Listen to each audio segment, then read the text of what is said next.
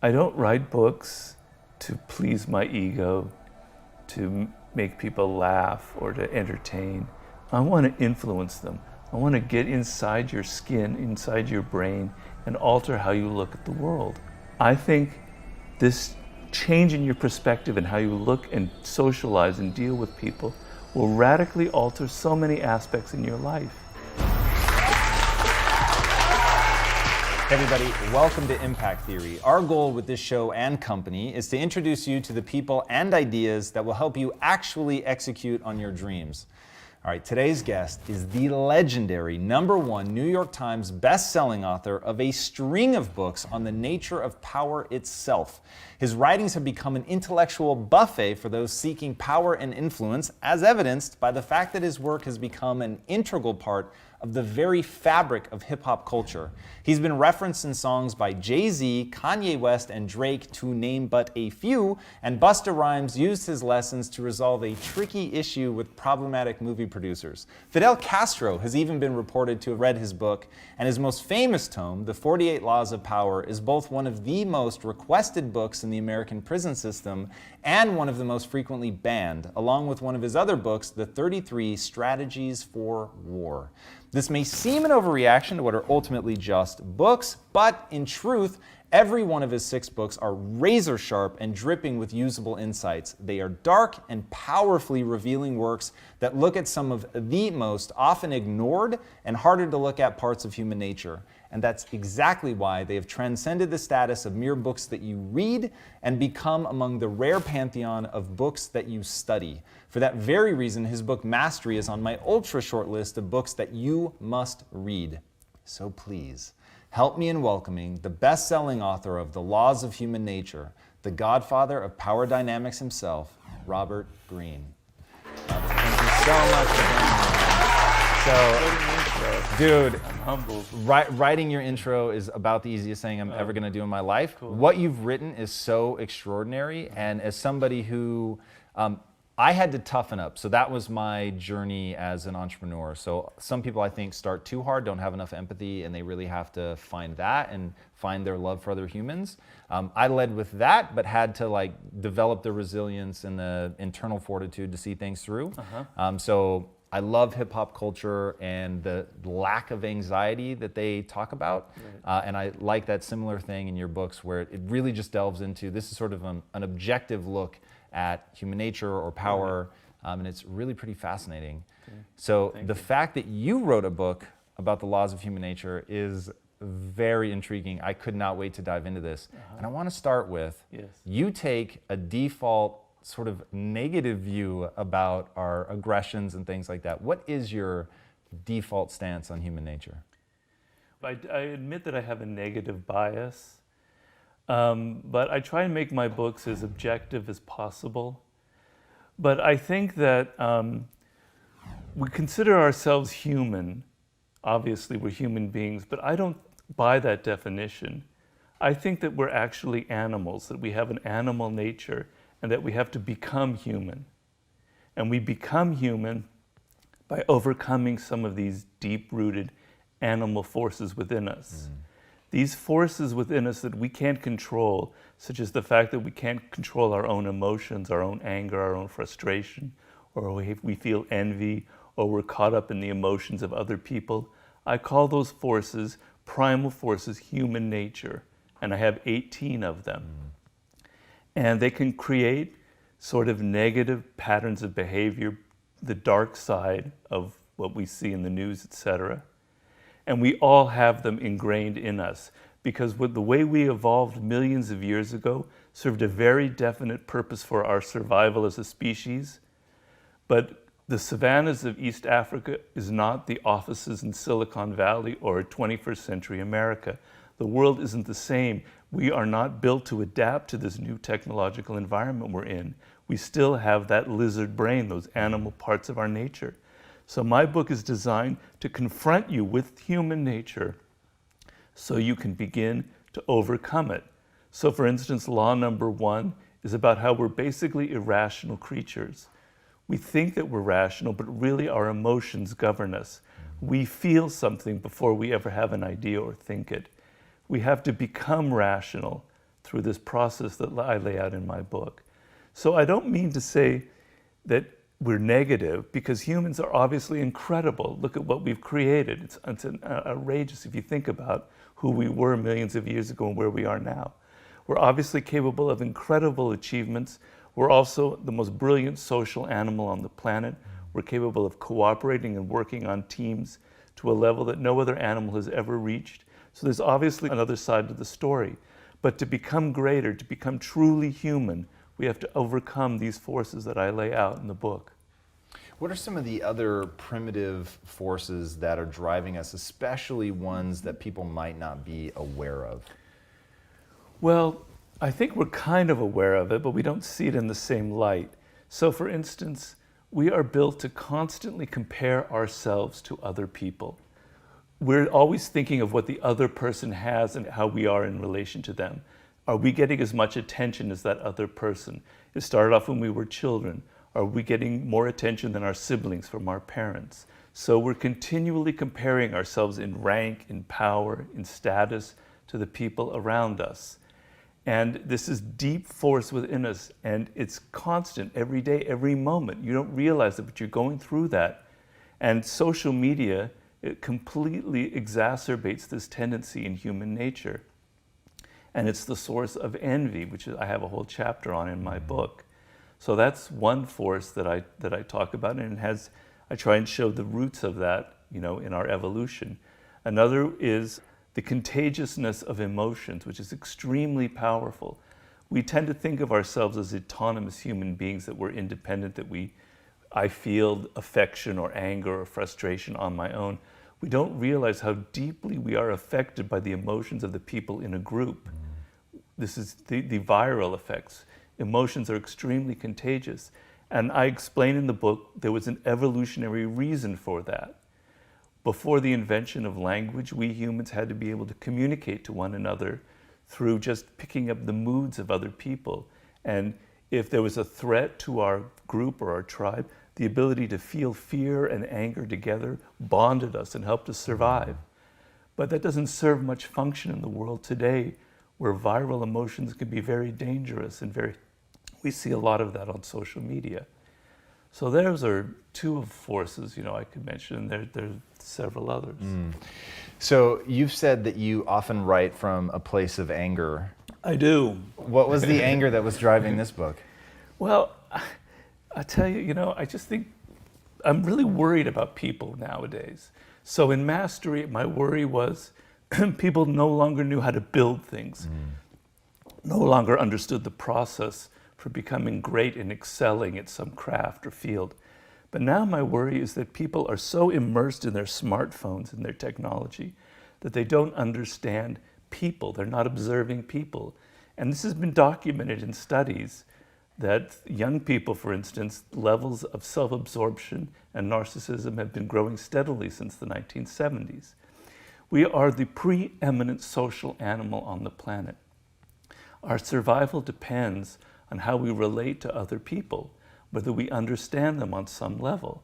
And I find a lot of people are increasingly in the world are really bad at observing just basic elements in human psychology. The position I'm in now, I'm a consultant to a lot of very powerful, famous people.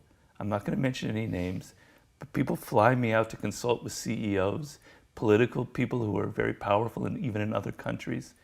And the number one problem I find that they have is an inability to understand the people they're dealing with. They hire the wrong partners. They hire the worst assistants, who end up ruining their lives. These are people who are technically brilliant. They understand their field. They understand marketing, etc. But they don't understand basics about the people around them. And they make terrible hires, or they marry absolutely the wrong person for them in their lives. Their emotions, or their personal relationship bring them down. So this is like our Achilles heel, and I think it's gotten worse in the world today. So my anger was that people are so focused on technology, but that we need to focus much more on human nature, on understanding people. That's the primary skill that you need in life. I found it really interesting. So I'm sort of I get a little mischaracterized as the blank slate guy. And admittedly, I do want to believe that we're blank slates, but I don't believe that. I don't think that we are blank slates. And I think that there is a certain amount of human nature that's really baked into things. One thing that I thought was pretty funny in your book was like the biggest part of human nature is that we deny that there is human nature. I thought that was wonderfully ironic and terrifyingly true. And I want to know, like, how much of this is stuff where we tease out, because you said the purpose of the book is to give you a sense of who you are so that you can change who you are. But without that self-awareness, without going through the process of learning this stuff, you're just never going to be able to make that change. Right. So, okay, operating from the thesis that your book is designed to give me that level of self-awareness, as I go through the process of trying to tease out who I really am, which is a fascinating journey that your book takes people on if they're willing to acknowledge when they see themselves.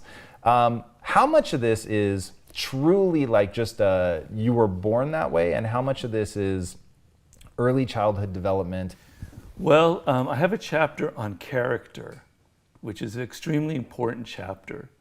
And what I'm trying to get at in there is that there is something deeply ingrained in each individual person, a particular individual nature that we all have, and that causes us to go into compulsive patterns of behavior. I have this problem myself. I notice each time I write a book, I'm telling myself, I'm going to make this book short. I'm not going to ruin my health. I'm not going to do so much research. And every goddamn time I still go through the same process. I can't break this pattern. Okay? And everybody has them. Where does it come from? Some of it comes from our DNA, from our genetics, things we can't control that we've inherited from our parents. Some of it comes from our early attachments, and some of it comes as we get older and we interact with teachers and mentors and various people who create a certain way we view ourselves. If people keep telling us that we're not really worthy, that we're not good students, we internalize that and we end up becoming like that. So it's a mix of things. You know, each person has a mix of these qualities, and you have to kind of untangle the various strands. And you're right, what I'm saying is you're a mystery to yourself. You don't know who you are. You have patterns of behavior and you're not even understanding that. You don't know why you're angry. You think you're angry because that person said something mean to you or did something wrong. But in fact, your anger probably stems from things from deep, deep within, from your childhood. And you're not reacting to that person, but to actually your parents and what they didn't give you. You know, the origin of wisdom, according to the Greeks, was know thyself, right? And I believe that very firmly, that knowledge about who you are is an end in itself and will help you in so many ways become that human being that I think we all have the potential to become. So talk to me about self-awareness and how it impacts biases. Well, you have to see, my books, I try to be as practical as possible. I don't want to get academic. I want you to be able to actually use this knowledge. So I'm a great believer in baby steps, in learning how to do things on a daily basis. So normally when we feel an emotion or we have an idea, we don't examine it. We just assume that's you know, it's just natural. We came up with that on our own. I want you every single day to be examining yourself and to look at yourself. Why do I have that idea? Why am I feeling this sudden emotion? And it's not easy. It can take time and it can take a degree of introspection that you're not comfortable with. But if you begin to look at yourself and question, why do I feel this way? And examine it and look at perhaps other sources of it, then you can begin this process of understanding, instead of just simply accepting that you feel or have this certain idea. So when I write the book on human nature, I admit that I have a negative bias towards human nature. I tend to see the dark side in people. I tend to see their manipulative side, what they're trying to hide. That was the source for the 48 Laws of Power. That was the anger I felt then, that people weren't being honest about how manipulative they can be. So I recognize that I have this bias. I recognize that that's who I am. Instead of thinking that, well, I'm just brilliant and my ideas are always correct, I question it, and I question, is my negative bias towards human nature, is that reality, or is it just me? And maybe it's just me because of the way my parents are. You know, my parents were kind of anxious and worried about a lot of things, and I internalized that, and maybe that gave me my negative view on people. So I question it, and I say, maybe it's not real. Maybe I need to read books that tell me the other side of the story. And there are plenty of books, you know, that say that humans are great. So question yourself. Stop assuming that everything you do is so brilliant and smart and right. And imagine that maybe your ideas don't come from yourself. Maybe you're feeling some political anger or whatever comes from the fact that you're just assuming it from other people. You're following things on Facebook and you're getting swept up in some viral emotion. You want to think that you're completely independent and autonomous, but maybe you're not as independent as you think. So how do you want people to use your book as a tool as they go through? What exercises do you want them to do? Because I think some of a lack of self-awareness is not just I don't want to do the work, the introspection. It's a not understanding the process of what introspection is. Well, some of it also is denial. Some of it also is a block that people have to look at themselves, because it is a little bit a confrontation with reality. But as far as the process is concerned, it's a daily thing. So first of all, the first and most important thing that you have to do is to come to admit, it's almost like an AA thing, that you have a problem. If you go through life thinking you don't have a problem, that you know who you are, that your relationships with people are fine, that everything is hunky-dory, then you're never going to be able to even begin to go into the process. So admit you have a problem. Admit you don't understand the people you deal with. Even your spouse or your children, they're mysteries to you. You don't really know what they're thinking. So admit that first. When you admit that, now you're motivated to try and learn. There are little steps you can take. I won't go through all of them. But the first thing is, if you take your wife or your husband, if you say to yourself, I don't really understand them. I think I do, but a lot of the times when you think you understand them, you're just simply projecting onto them your own emotions. Step back and say, today, I'm going to observe her, let's just say from my point of view, in a different way than I normally do. And I'm going to look at her nonverbal communication, because I'm a big believer in nonverbals. And today, I'm going to glean one truth about my wife or spouse or partner that I had never noticed before. And I'm going to try and see, perhaps get to the point where I can begin to understand her perspective.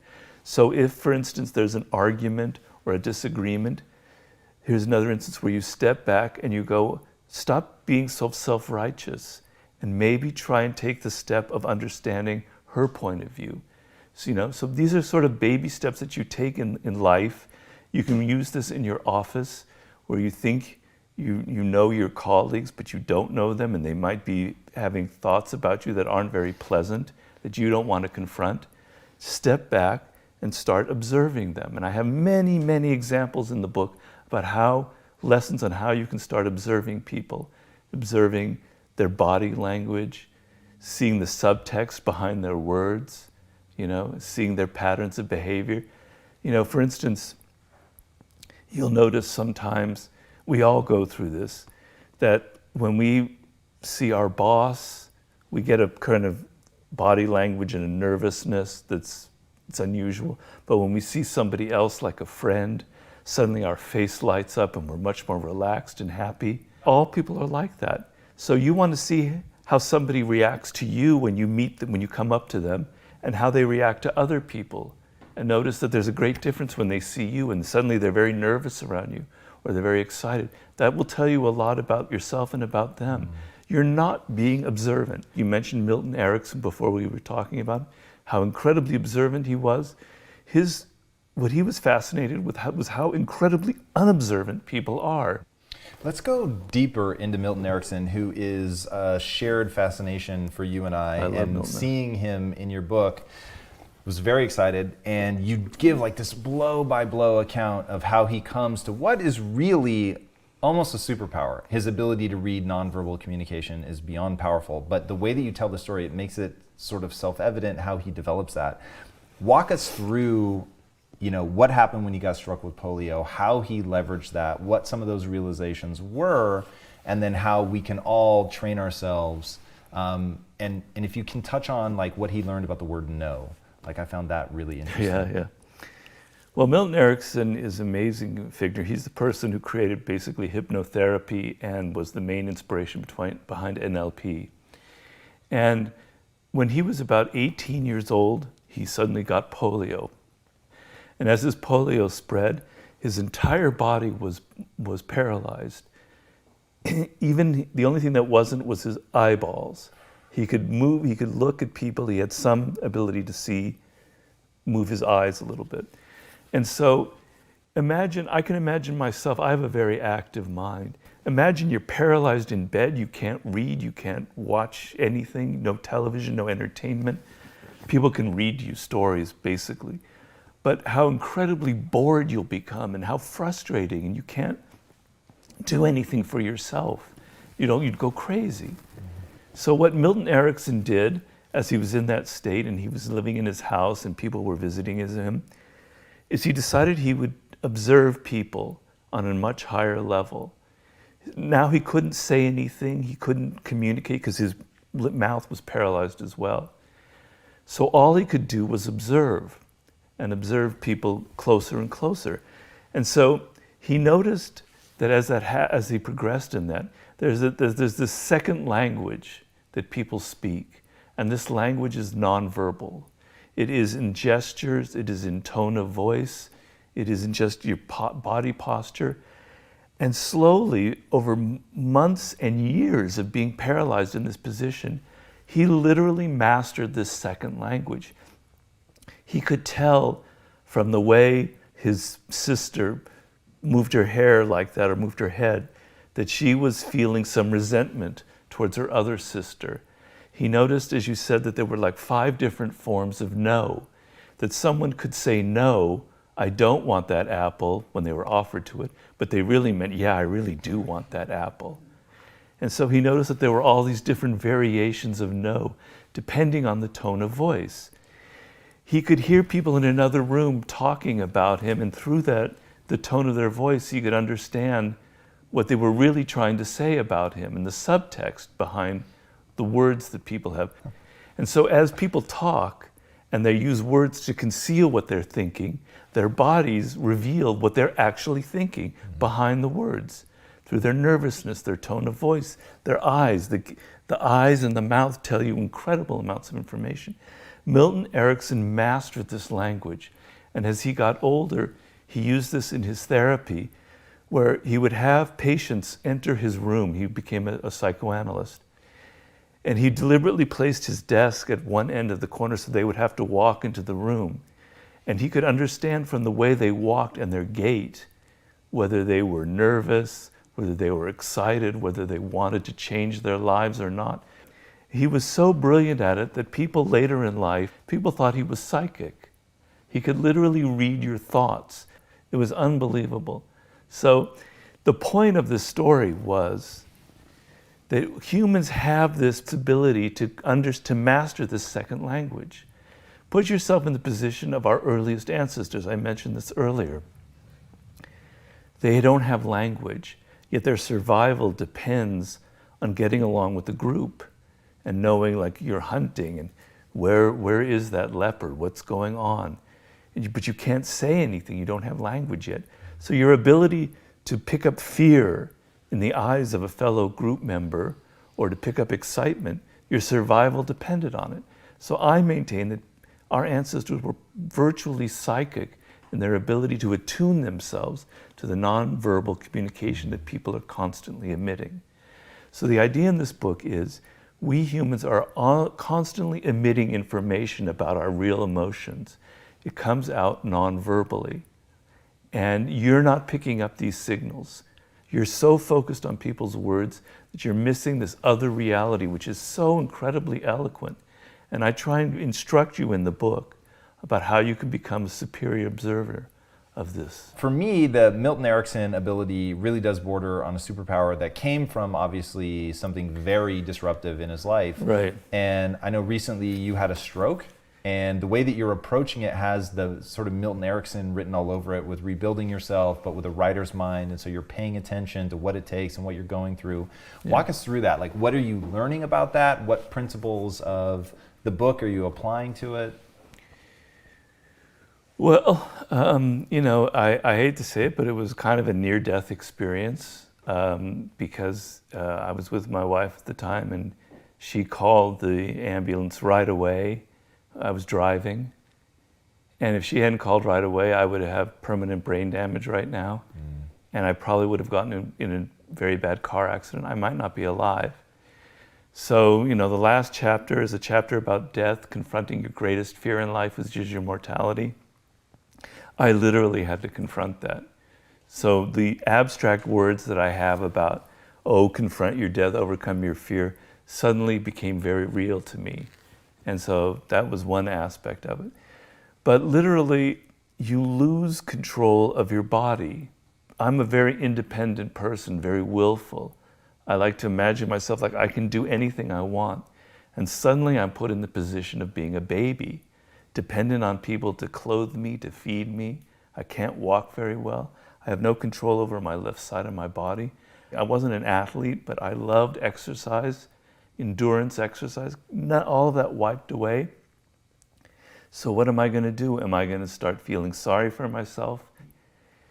And so I applied one of the things in my book, which has to do with the last chapter about death, but it also permeates through the book, is just sort of accept things as they are. Stop judging. I had to accept that this is a fact of life, and how can I make it into something strong? How can I turn this into a positive? I have a chapter on your attitude in life, how you can change your circumstances by changing your attitude. Your attitude towards life will determine what you get. If you're avoidant and hostile towards people, a hostile person will tend to create hostility around him. So how can I alter my attitude? And it's a struggle every single day. I have to be incredibly patient, and I'm not a patient person. It takes me 10 minutes to put on a t-shirt to be able to get my left arm through that sleeve. Damn it, I'm not somebody who's patient. And I've had to develop patience. I've had to overcome all of these sort of negative qualities in myself. So if I talk in the book about overcoming your own nature, damn man, that was fucking slammed into my face, right? I had to overcome my frustration, my lack of patience, my willfulness, the fact that I always have to do things myself, and then I had to confront the fact that I could easily have died, but I didn't. I'm alive, so I can learn from this. I'm learning a lot, and I'm going to rebuild my body. I'm going to rebuild it. I've come a long way, so like a month ago, I was pretty bad. I'm able to walk now fairly well. In 4 months from now, I'm going to be swimming again. In 6 months, I'm going to be jogging. I'm going to be back to where I was. Nothing will stop me. But I have to overcome all of my deficiencies and all of these weaknesses that I have built up over the years. Yeah, that is, needless to say, that's a long, difficult road. How do you, or what tools do you use to reset your mind every day as you're going through this, and paralleling that maybe to the Chekhov story in the book, and how what he overcame, it was really extraordinary, being beaten by his father all the time, and that he goes on to be the guy that isn't bitter, was pretty extraordinary. What mechanisms do you use to reset every day? I meditate every morning. I've been doing that for several years, for 8 years now religiously. And in those meditations, I confront myself. So I'm sitting there meditating, and my meditation is all about emptying the mind, but it's impossible to empty the mind. So as you're meditating, thoughts come to you, anxieties, worries, resentments. I've trained myself to question where they are. Each time I feel anger at my sibling or my mother or friend for saying something that I misinterpreted, I go, that's your ego speaking. These people weren't saying something that was personal. You just have your ego, which is always getting in your way. Question it. So question my impatience, my frustrations, etc. The meditation has really helped me. Then a friend of mine wrote saying about the stroke, well, look at it this way, that it's kind of an adventure, that you're having to experience things you've never experienced before. I go, wow. You know, I think I'm so brilliant, but I'm not. Sometimes other people have the best ideas. I'm always stealing their ideas. That was a great idea. This is an adventure. This is something new. I'm having to learn it. It can be exciting. Although really I'm feeling kind of bitter and angry. I have to confront that and move past it. The Chekhov story is great because Chekhov was born in Russia, in the most miserable village in Russia, poverty-stricken, etc. Really cold, and no streets weren't paved, and wild dogs ran through the streets, and you could fall into a pothole and drown. And his father beat him every morning, practically, and his siblings were a mess. And then suddenly, two of the brothers ran off to Moscow, and then the father decided to follow them. And the rest of the family basically abandoned Anton Chekhov at the age of 18 or 16 in this miserable little town, and he had to fend for himself. And he started becoming really bitter, like, why me? Why did I have this awful family, this horrible abusive father, this mother who won't stand up for herself, this drunken brother, why me? And he got angry, and then he suddenly got sick of this story in his mind, and he goes, maybe I need to look at this totally differently. You know, I don't want to be like this the rest of my life. And so he decided that what he would do is he would try and understand his father instead of judging him. And he went through a process where my father was born a serf. We got freed later on, but he was basically a slave. His father beat him. He was never allowed to go into the kind of work that he wanted to. So no wonder he became an alcoholic who beat me. He can't help it. Instead of hating him, I'm going to love my father. I'm going to try and love him for this human being, for this fact of nature that can't help himself, but is my father for who he is. And in that moment, he had a total epiphany and transformation, that by getting rid of his negative emotions towards people, he was like free. He was liberated. And I've experienced this myself in my meditation. To go through just an hour or half an hour of freeing yourself from all your negative emotions about people, it's almost as if you're going to fly in the air. You feel so light, and suddenly you've gotten rid of all of your burdens and all the things that are weighing you down. Accepting people and loving them for who they are is an incredibly liberating thing. Now, you can't do that for everyone. Some people are so toxic and ugly that you're never going to reach a point where you're going to love them. But you can understand them, and in understanding them, you don't have to internalize the pain they inflict on you.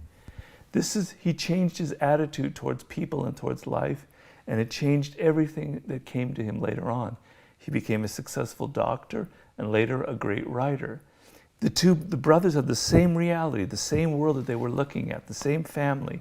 One looked at it through this prism of empathy and love. The other looked at it through resentment and bitterness. The one person, Chekhov, got famous and successful and a fulfilled life. The others just descended into suicide and alcoholism. So your attitude will mean what you get in life, you know? You will sabotage yourself with your attitude. So if I got all bitter and railed against fate for making me who I am, for this stroke that ruined my life, that took away everything that I valued, I can't travel, I can't drive, I would become a different person. I would become somebody who limited my scope of activity. But by accepting it, by saying, I'm not going to let this happen, I'm going to accept it, I widen my scope of activity. I do things that I normally wouldn't do if I became all angry and avoidant and anxious. Amor fati. Yes, exactly. Tell people what that means. Well, it's a Latin expression that literally means love of fate.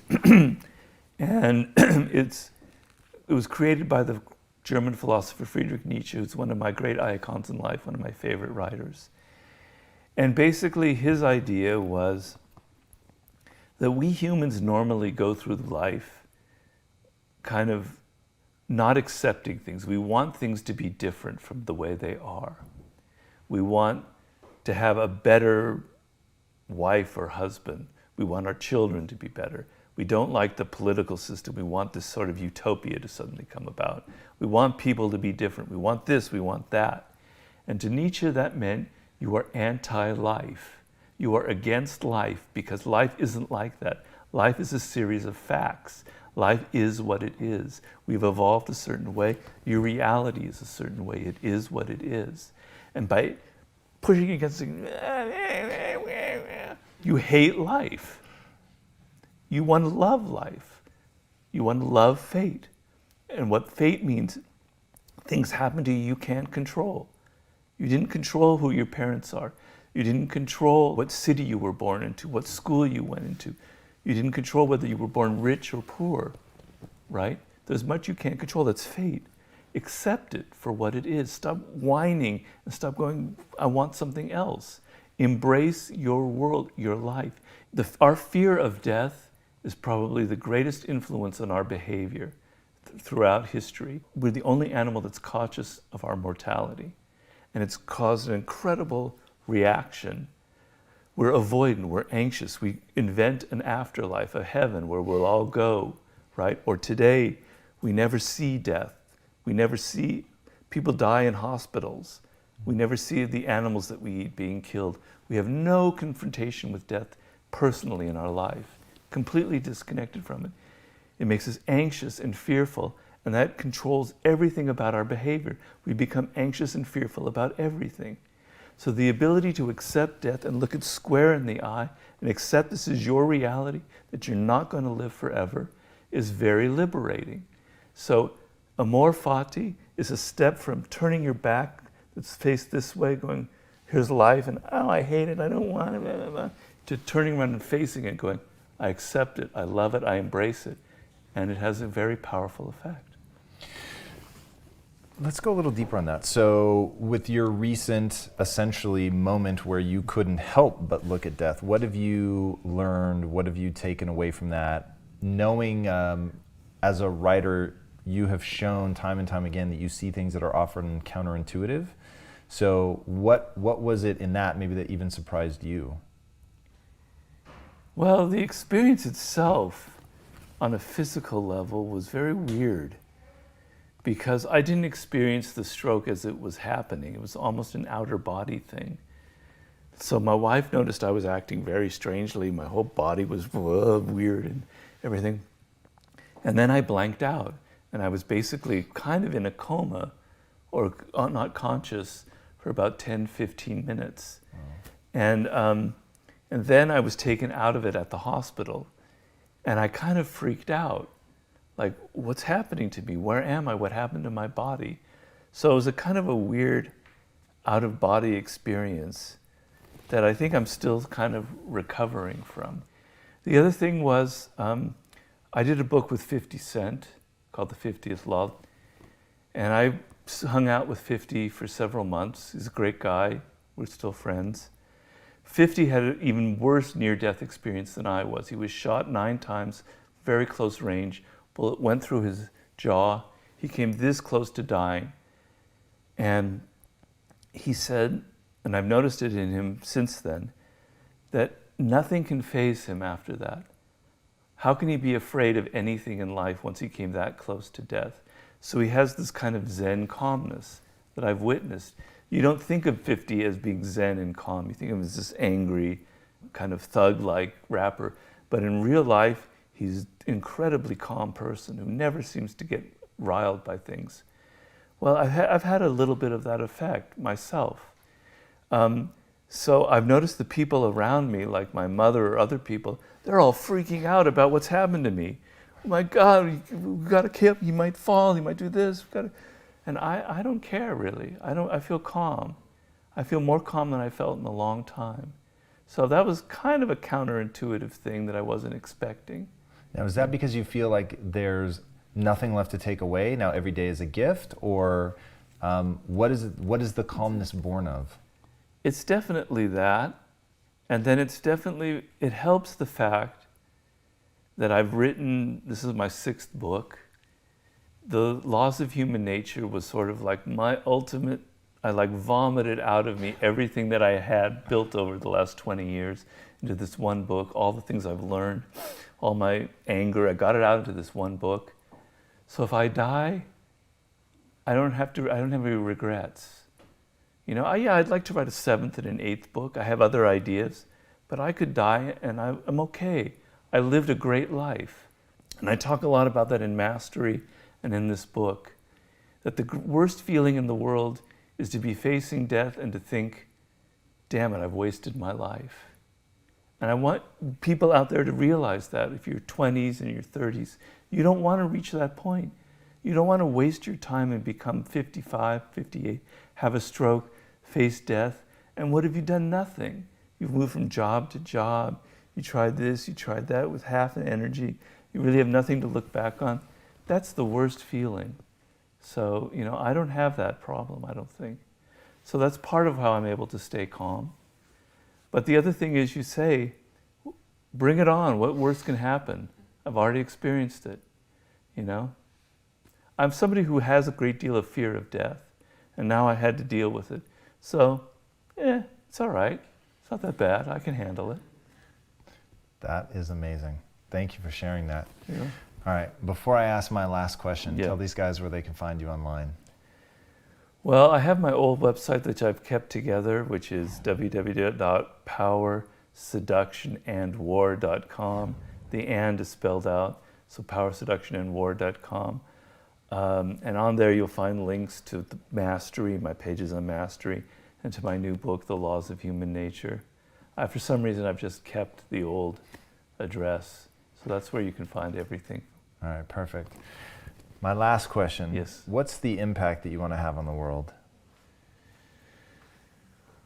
Well, I want to have the largest impact possible.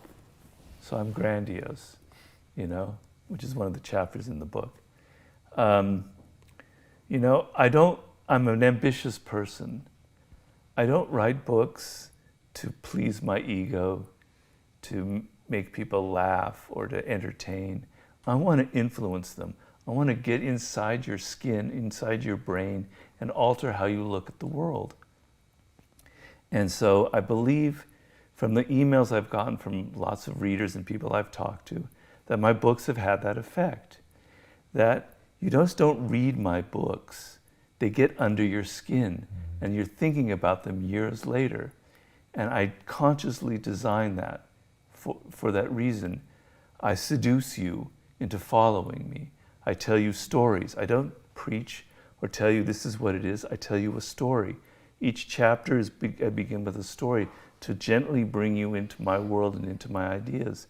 I want to get under your skin. I want to change how you look at the world, because I'm not doing that for evil purposes. I think my way of looking at the world will help you. I know, because I get a lot of email from people from Mastery. Mastery has helped a lot of people find their way in life, find their path to a career that is fulfilling, and to know how to discipline themselves. So I think that my perspective will have a beneficial effect on you. Maybe I'm just deluding myself, but I think that. And so I want the biggest impact possible. I want to change how you look at the world.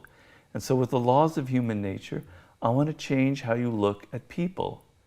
Normally, everything is personal. Oh, they said that. Oh, they don't like me. Oh, he likes me. I'm not getting attention. Cut that off. I want you to look at people as facts of nature, as things that, like a rock or a stone or a plant. This is who they are. And I want you to observe them and accept them for who they are and deal with them as individuals. You will be free of all that emotional baggage that you carry when you take everything so personally. I think altering your perspective, how you look at people, will have a radical influence on all aspects of your life. So I want to have the biggest impact that I possibly can, and that's how I try and design my books for. I love that. Awesome, Robert. Thank you so much Thank for you, coming Tom. on the show. Thank you. Thank you, everyone. All right, guys, read this book. In fact, read everything this man has ever written. I'm telling you, he is absolutely right. These are books that get under your skin. They will change the way that you look at the world. They will change the way that you look at human nature. And most importantly, if you let it, they will change the way you look at yourself. And we didn't even get into some of the extraordinary stuff that he talked about in the book, about how you develop self-esteem, the story that you tell yourself, how you construct your sense of self, how it's used both as a mask and as a way to reflect back on yourself. It is incredibly extraordinary. And as you go on the journey of reading the book, if you're open to it, you will see yourself in many of the darker elements of human nature. I am sad to say that I think all of us will see bits and pieces of ourselves through all of the 18 laws of human nature. Not all of them are flattering, but if you're willing to really get that level of understanding, like he said, from there you can change yourself. But if you don't first understand yourself, then that is absolutely hopeless. And that has really been the extraordinary journey that he's taken us on as readers thus far through all 6 of his books, is to just understand, as he called other people, facts of nature. I think that's so interesting. And to see yourself in that pantheon as well, to understand that there are parts of you that are just facts of nature. And to really come to understand those is to come to understand yourself, is to be a master of yourself. And that journey is something that I'm extraordinarily grateful to him for laying out in this book so eloquently. I think it is worth every second that you will spend on it. I cannot highly recommend it enough. All right, guys, if you haven't already, be sure to subscribe. And until next time, my friends, be legendary. Take care.